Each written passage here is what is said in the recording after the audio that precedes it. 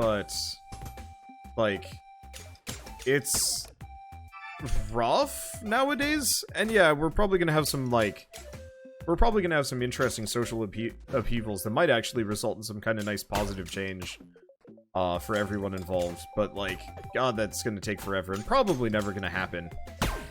So just grab that so I can get the level. I couldn't stand school, but then I found out certificates on IT is a good substitute. Yeah. So when I say, like, have a good plan, if you know your shit, you can actually bypass going to college, especially because, like, half of everybody has a college degree at this point. Let's see, we might as well get power plants at this point.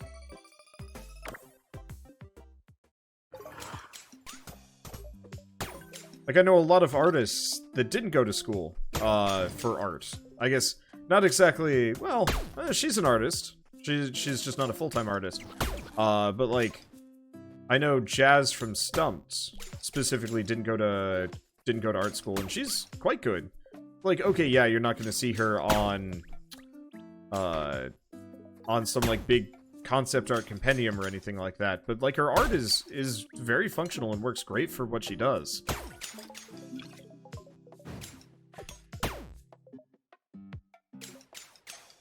And, like, she's found places where it works. Now, obviously, she double dips and is a YouTuber streamer, which, like, honestly, unless you get, like, a really good job, double, triple, quadruple, quintuple dipping, like, is almost kind of necessary, and not necessarily a bad thing to do.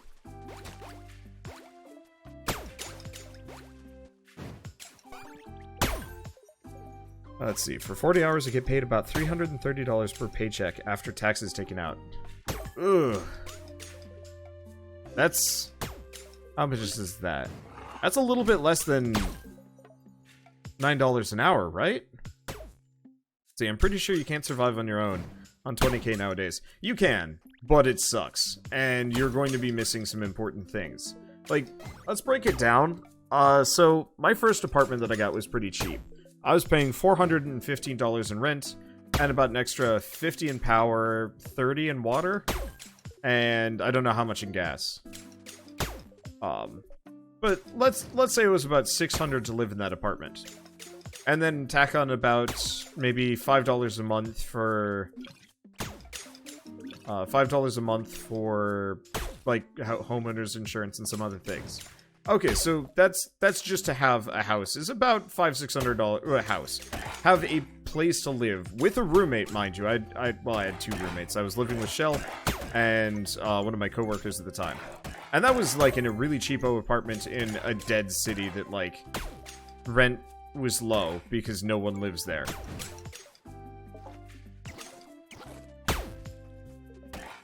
And like that worked for a while. It sucks, but it was at least doable.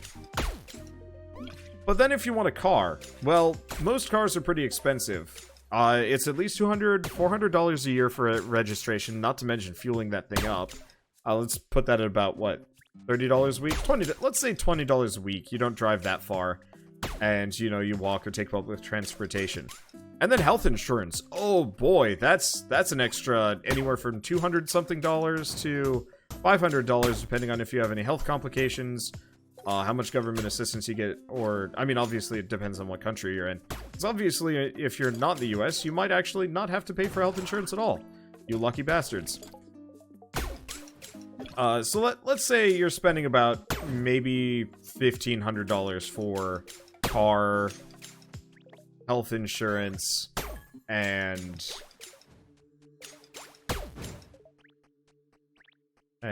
you know, associated other things, plus maybe like $100 to $300 for food. So that would give you about $100 a month, $100 to like $500 a month of like spare money, which probably gets eaten up by student loans and a bunch of other stuff. Like, it's grim. $20,000 is tough. It's doable, but not well, and you pretty much have to be, like, the picture of health. Because the moment you break your leg and get fired from your job and whatever, well, you don't have any savings. What savings? Savings was for the rich people that didn't have to kill the turnip family to make room for their massive mega farms. Anyway, I don't know. Why do people have to think when something is free, it's free? Oh, something is free. Are we talking about the health insurance? Well, I know a lot of people have to pay for taxes, but like, Jesus Christ, paying for health anything in the US is way more expensive than any other country. I know y'all have to pay for it in like taxes and other things at a later date, but like, it is such a massive difference in the immediacy, especially because we've got kind of one hell of a racket when it comes to drug prices. Like, I don't know.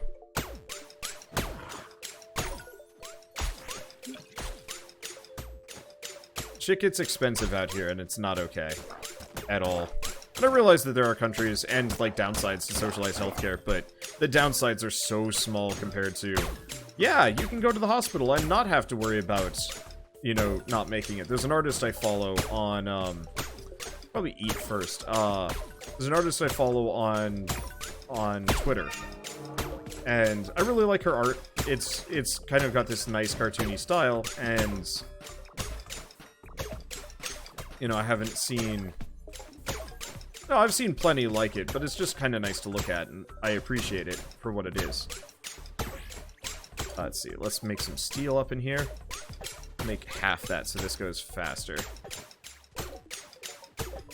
Because, yeah, we need a shit ton of steel in a very short period of time. But yeah, so I love her artwork, and it's kind of fun to look at.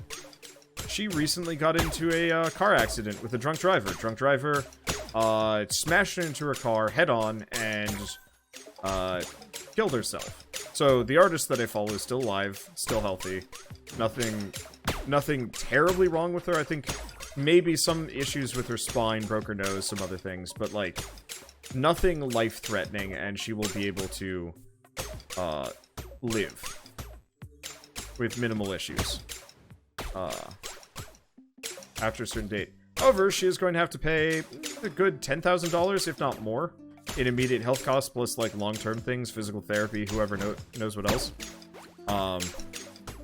And like, yeah, she's going to GoFundMe to pay for it all. And I'm like, I don't think anybody should ever have to go to GoFundMe for anything other than like some extreme sob story, not like an everyday thing, like somebody smashed into my car. You know, some of my relatives are extremely, I'm gonna say misguided, but I had one aunt who very much is like, socialized healthcare is going to like destroy the country, and the government's gonna like replace our brains with robo-chips so we're all slaves, or something like that. But she's super like anti-socialized healthcare or anything like that. And then she got kicked in the head by a horse, and would have died if it weren't for government assistance and a bunch of other things, because pretty much, okay, maybe it kept her alive, but then she would have been on the hook for quite a lot of money, and, you know, maybe you can discharge the medical debts or whatever. But effectively, she's been on welfare for, I think, 30 some odd years, and this was just, like, more for it.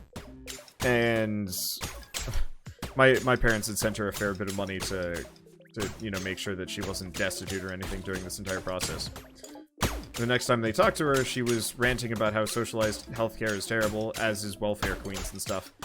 And I've never seen my dad mad, but he was pretty mad. Because, yeah, they never even said thank you for... It was not a small amount of money.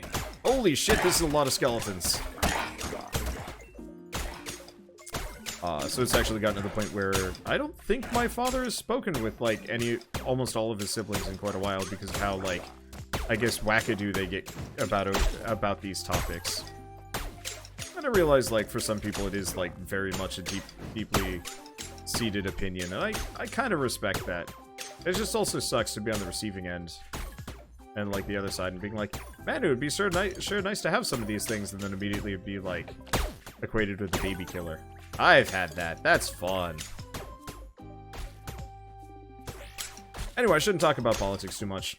I realize that, like, I don't think most of my opinions here are particularly indefensible or even, like, that controversial. But last time I was talking about, like, Papa John's giving people a living wage, I had somebody call me a, God, what was it? I don't even remember. I'm gonna have somebody call me a soy boy cuck for this. Like, that's the default. anytime I talk about, like, a personal opinion, or, like, try and set a boundary, or even talk about, like, bettering the world, that is, like, the default thing I get called. Which, like, I don't even, it's not even an insult anymore. It's just words people say when they can't figure out, like, a convincing argument. Like, to go back to the thing about me, talking about not wanting people to just, like, shame me for misplays on Nowhere Prophet and Slay the Spire. And the only thing anybody could come up with as a reasonable counterpoint was to say that I had thin skin and to call me, to tell me to grow some balls, which is like, that is, God, if we were in debate class, I'd just leave. I'd laugh. What do they call you? Did they say soy boy? Yeah, it's supposed to mean, like, effeminate man or something like that. I don't know. It's such a, like, non-insult. It usually makes me laugh. I then feel kind of sad because people legitimately think that's, like, a viable insult. Alright, let's turn off the sound effects at this point. They're getting kind of freaking loud, and I don't even like the sound effects in this game. I turned them on earlier for some reason. And the more mining rods we get, the more this is just going to be, like, inaudible anyway.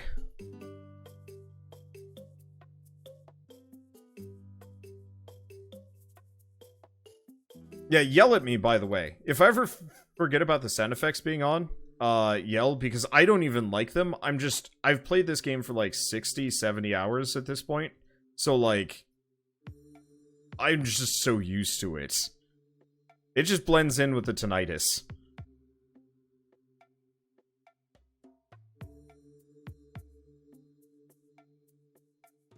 Now, it would be really cool if they actually would play along to the beat of some kind of music or something.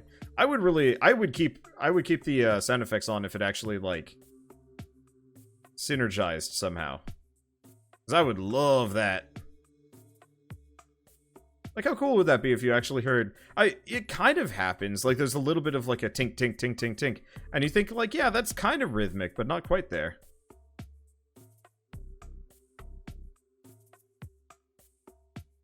Yeah, now it's too quiet. Yeah, it sucks. Unfortunately, there's not... I could mess with the sound settings more, I guess. If we wanted to. I don't know. It's not a good middle ground. I hope they do an update at some point that addresses the sound effects, because as it stands, it's like, it's not great. Okay, so now that I've done that, we need 2 electronics. I need more royal steel. Son of a butt!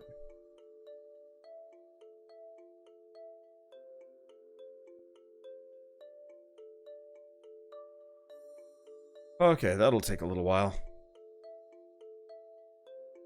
But yeah, I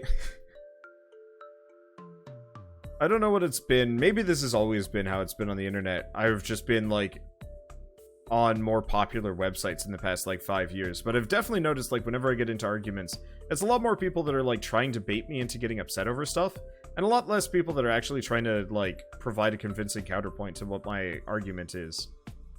It's a bit disappointing because, like, if somebody could actually, like, provide reasonable counterpoints to anything, I'd actually rethink my own position. But usually when somebody calls me a name, I'm just like, well, you're not worth talking to, and then I just leave. And it sucks. Because, like, I probably, I mean, it's a meaningless position to be in, but, you know, I probably could have been some level of, like, leadership in my school's debate team. But most of that was just entirely because everybody else quit.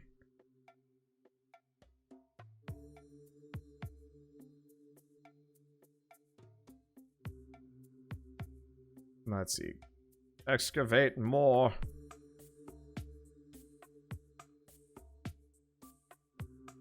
Let's see. And yeah, some amount of it is probably, like, I could look into more reasonable discourse, but, like, half the time I try and, like, look into reasonable counterpoints to where I am, it still does devolve into the unreasonable, and it bothers me.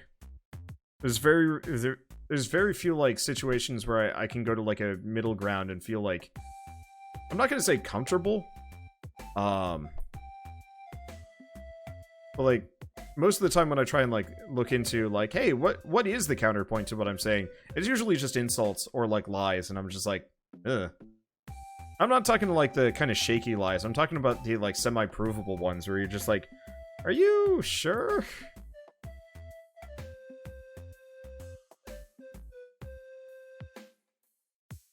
Okay, so we gotta grab the wallet. It'll help.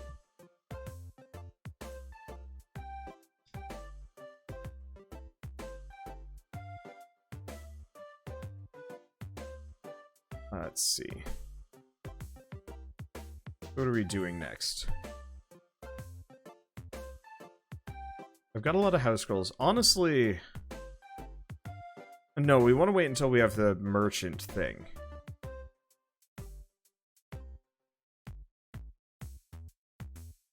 But no, the best place I've ever, like, found that maybe counts is, like, neutral politics on Reddit. And even then, like, it's so moderated, I kind of lose track.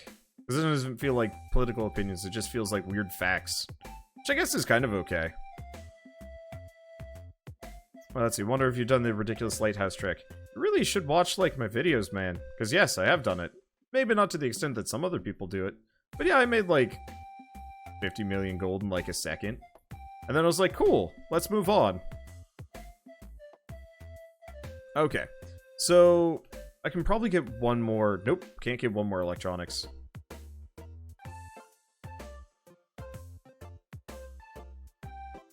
I guess my other problem with, counteracting viewpoints, to go back to my relatives, my grandmother recently, kind of went off the political deep end. What's the door? My grandmother went off the political deep end for a while. She married a guy that was very angry. And I'm like, I'm not trying to assail, like, points directly here, but it was to the point where, like, yeah, she was getting maybe a little too extreme in any, from any perspective. To the point where she was driving to a wedding with my parents and was talking about, like, burning down mosques. And I was just like, yeah, I find with a lot of people when they start, like, trying to provide counter-arguments, I'll, like, look through all of their points. And yeah, somebody will just say something like that, and you're like, yeah, I don't know. I think that's too crazy for me.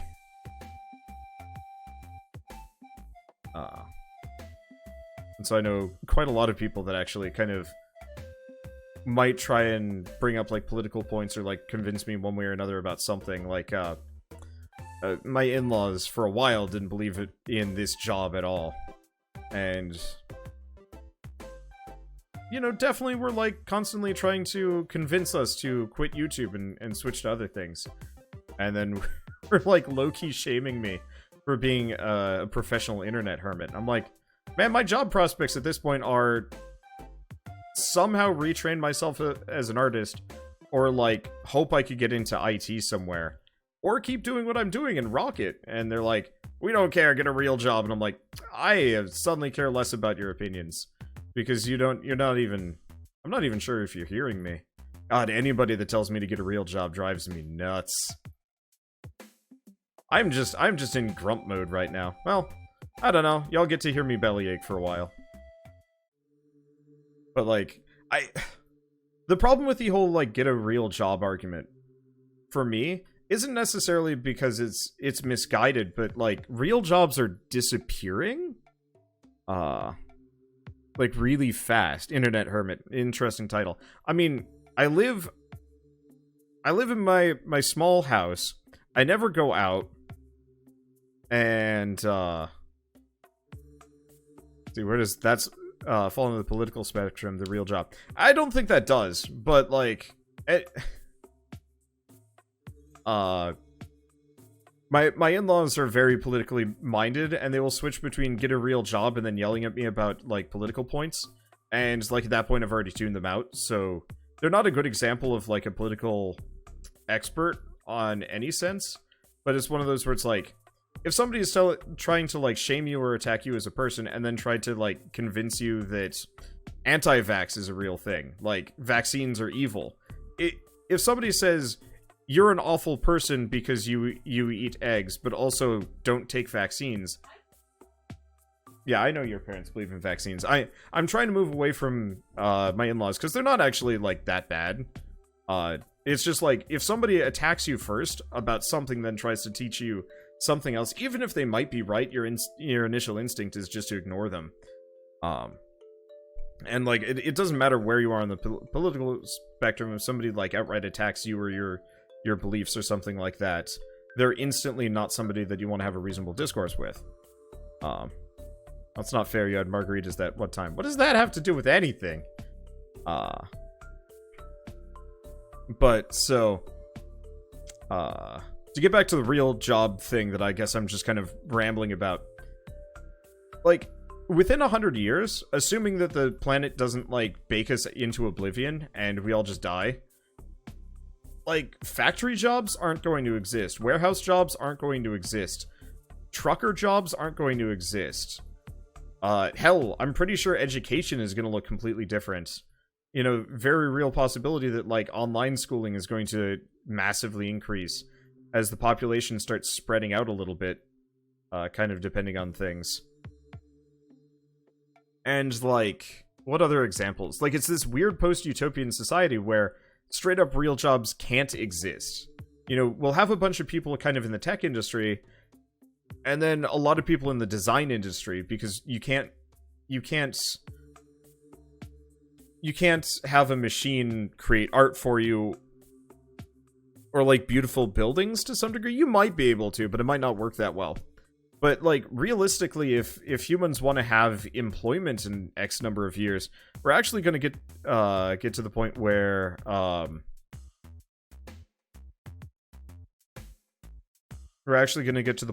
there aren't real jobs available. Just go to rural area and you'll change your mind with the real jobs still needing to exist. So I'm from a country family. Like, straight up, I am one of... On my dad's side of the family, my brother, myself, and... Yeah. But so, my brother, myself, and my one cousin who lives up in Alaska, we're the only three out of, I want to say, about 50 cousins. And some of those are first cousins. I get them kind of mixed up because my family's kind of screwy. But, like, straight up,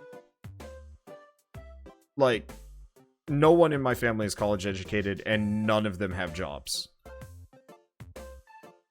I honestly don't even know what half my cousins do for a living. Many of them switch back and forth between, like, unemployment and stuff like that. And so, like, I think real jobs need to exist for these people, but I don't think that they're available or will exist. And that's the issue. And that's kind of the point I'm trying to make here. It's like, yeah, there are actually some rural jobs that, like, you can't automate very well. But, like, farming, for example, the amount of people working in farming has cratered over the past 50 years.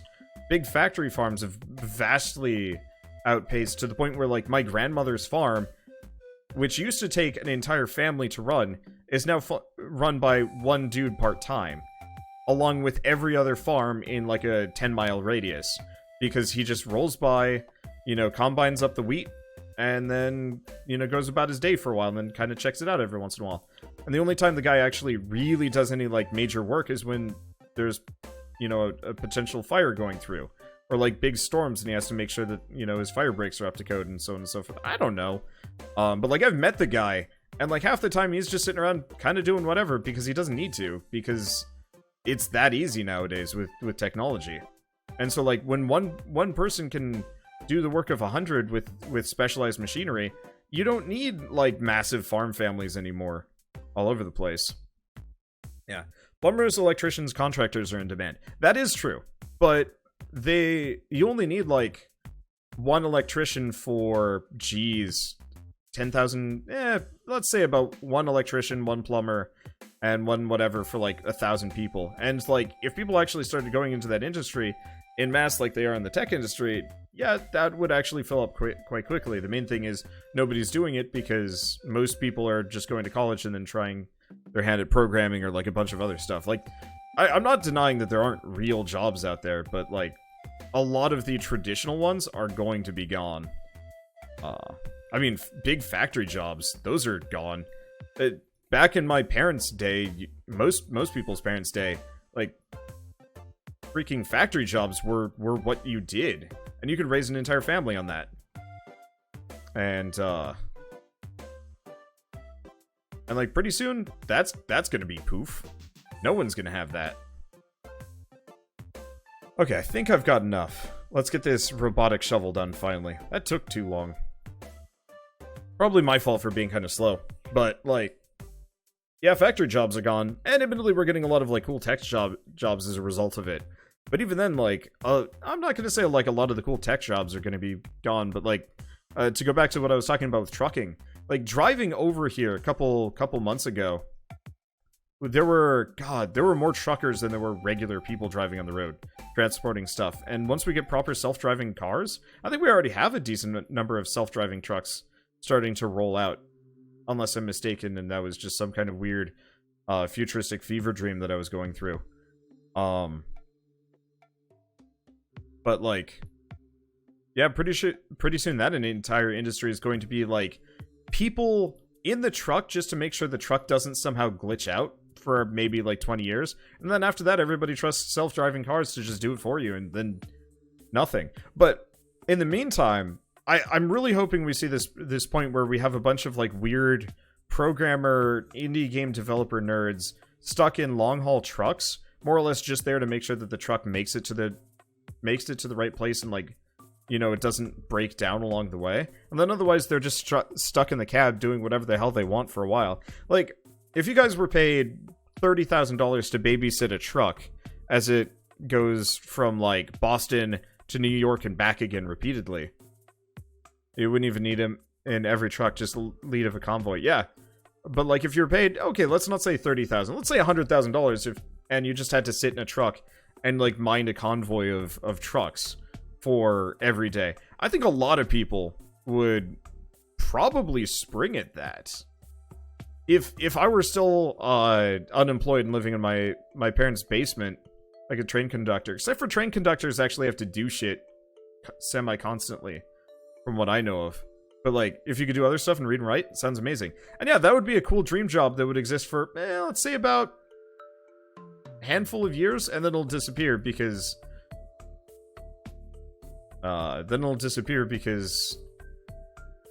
you know, you won't even need those convoy people anymore. Oh, did I game over myself? God damn it, I killed myself. Whoopsie. But yeah, you could double dip and start streaming from automated truck. Yeah, you could. And it would work great.